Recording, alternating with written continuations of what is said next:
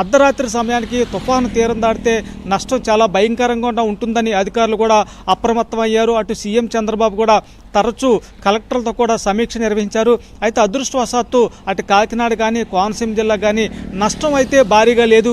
అయితే ఈరోజు ఉదయం 6 గంటల సమయానికి కోనసీమ జిల్లాలో జిల్లా కలెక్టర్ మనకు అందిన సమాచారం ప్రకారం హ్యూమన్ లాస్ ఒకటి జరిగింది. అదేవిధంగా 29 ఇళ్ళు కొంతవరకు దెబ్బతిన్నాయి. వ్యవసాయానికి వచ్చేసరికి 5091 హెక్టార్ల వరి పంట దెబ్బతిందని గుర్తించారు. హార్టికల్చర్ సంబంధించి దాదాపు 150 ఎకరాలు పంటలు దెబ్బతిన్నాయి. ఇది కాకుండా పోల్స్ కోనసీమ జిల్లాలో దాదాపు 194 విద్యుత్ స్తంభాలు నేల కూరిగాయి.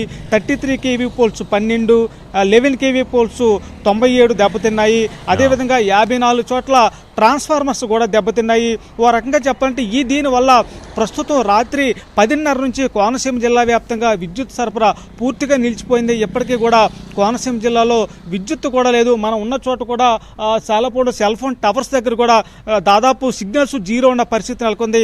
పవర్ రెస్టోరేషన్ అయితే మధ్యాహ్నం నుంచి దాదాపు అన్ని చోట్ల కూడా కోనసీమ కాకినాడ జిల్లా మధ్యన మొదలు పెట్టారా? సాధారణంగా రాత్రి అయితే రెస్టోరేషన్ పనులు చాలా వరకు కష్టమవుతుంది. కానీ రాష్ట్ర ప్రభుత్వం ముందుగానే అప్రమత్తం చేయడంతో అటు ఫైరు, రెవెన్యూ, పోలీసు వాళ్ళందరూ కూడా బ్యాటరీ లైట్స్, అదేవిధంగా బ్యాటరీ రంపప్ బ్లేడ్లతో కూడా రాత్రి వేళలో కూడా పక్క వర్షం ఈదురుగాలు పడుతున్నప్పుడు కూడా వాళ్ళని కట్ చేస్తూ విద్యుత్ లైన్లు సరిచేసే పరిస్థితి నెలకొంది. మరోపక్క కాకినాడలో 2000 స్తంభాల వరకు పడిపోతాయని అంచనా వేసి దాదాపు 3500 స్తంభాలు కూడా తీసుకొచ్చారు. రాయలసీమ నుంచి విద్యుత్ లైన్ మీద వందలాది మంది తరలించారు. ఈ నేపథ్యంలో కాకినాడ దాదాపుగా పవర్ రెస్టోరేషన్ పూర్తయిపోయింది. రాత్రి అయితే పిఠాపురంలో విపరీతంగా ఈదురుగాలుకి విద్యుత్ సరఫరా నిలిచిపోతే ప్రస్తుతం యుద్ధ ప్రాతిపదికన అవన్నీ సరఫరా పునరుద్ధరిస్తున్నారు. అటు కోనసీమ జిల్లా కూడా మధ్యాహ్నం నాటికి పూర్తి స్థాయిలో విద్యుత్ వచ్చే అవకాశం ఉంది. మరోపక్క కేంద్రపాలిత ప్రాంతమైన యానంకైతే 24 గంటలుగా విద్యుత్ సరఫరా నిలిచిపోయింది. అయితే యానం మొత్తానికి కాకినాడ నుంచే సరఫరా కావాల్సిన నేపథ్యంలో దాదాపు మరొక గంటలో పూర్తి స్థాయిలో ప్రభుత్వం కాకినాడ నుంచి కూడా సరఫరా పునరుద్ధరించింది. ఓ రకంగా చెప్పాలంటే మధ్యాహ్నం నాటికి పూర్తి స్థాయిలో నష్టం నుంచి కోనసీమ కాకినాడ ప్రజలు అటు విద్యుత్ సమస్యల నుంచి కూడా బయటపడే అవకాశం ఉంది. మరో పక్క చూస్తుంటే తుఫాను తీవ్రత భారీగా ఉంటుందని అంచనా నేపథ్యంలో కోనసీమ జిల్లాలో మొత్తం ఆర్టీసీ సర్వీసులు నిన్న సాయంత్రం 5 గంటలకు నిలిపివేశారు. అటు రాజమండ్రి, కాకినాడ నుంచి కూడా రావాల్సిన సర్వీసులు కూడా నిలిపివేశారు. ప్రస్తుతం అయితే తుఫాను ప్రమాదం తప్పడంతో ఈ తెల్లవారుజామున 5 గంటల నుంచి బస్సు సర్వీసులన్నీ కూడా యథావిధిగా నడుస్తున్నాయి. ప్రస్తుతం అయితే వాతావరణంలో అయితే ఒక పక్క వర్షం, గాలుల తీవ్రత ఇంకా కొంచెం కొనసాగుతుంది.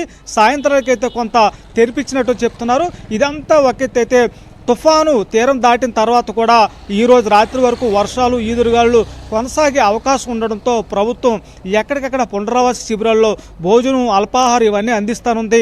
అట్ ప్రజెంట్ అయితే కాకినాడ జిల్లాకు సంబంధించి దాదాపు 26,000 మందికి అల్పాహారం, భోజనం సిద్ధం చేశారు. అదేవిధంగా కోనసీమ జిల్లాలో 10,000 మందికి సిద్ధం చేశారు. పునరావాస శిబిరాలు వర్షం తగ్గినప్పటికీ కూడా ఈరోజు రేపు కూడా కొనసాగించేందుకు ప్రభుత్వం సిద్ధమైంది. 1000 భారాలు ఎంతున్నా సరే భరించి ప్రజలకు ఏ ఇబ్బంది లేకుండా, ప్రాణ నష్టం, ఆస్తి నష్టం లేకుండా ఓ రకంగా ఇంత పర్యవేక్షణకు మంచి ఫలితం దక్కిందని కూడా చెప్పాలి.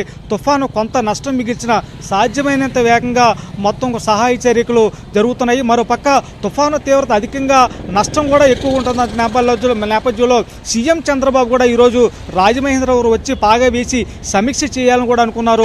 ప్రస్తుతం నష్టాలకు సంబంధించి పూర్తి స్థాయిలో నివేదికలు వస్తున్న నేపథ్యంలో తీవ్రత కొంచెం తుఫాను ముప్పి తప్పిన నేపథ్యంలో కూడా అధికారులు కూడా ఊపిరి పీల్చుకున్నట్టు చెప్పొచ్చు రిషి.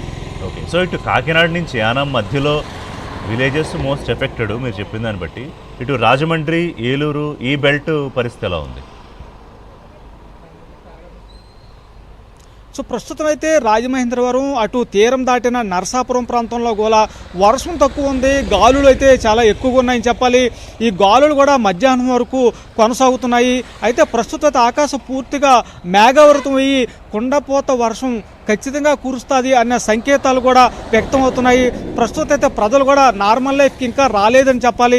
తుఫాను ముప్పు నేపథ్యంలో ముప్పు పూర్తిగా తప్పిందని చెప్పి అందరూ బయటికి రావద్దని కూడా అధికారులు కూడా ఖచ్చితంగా అందరికీ చెప్తున్నారు. ప్రధానంగా అయితే తీర ప్రాంత మండలాలు, ప్రధానంగా కాకినాడ జిల్లాలో ఉప్పాడ, కాకినాడ రూరల్, కాకినాడ సిటీ, అదేవిధంగా తొండంగి మండలం, ఒక కోనసీమకు వచ్చేసరికి ముమ్మిడివారం, మంత్రవేది, ఐపోలవరం ఇలా ఈ విధంగా సకినేటిపల్లి తీర ప్రాంత మండలాల్లో ప్రజలందరూ కూడా అప్రమత్తంగా ఉండాలి, పునరావాస శిబిరాల్లో తలదాచుకోవాలని కూడా చెప్తున్నారు. ఇదంతా ఒక్కైతే ప్రస్తుతం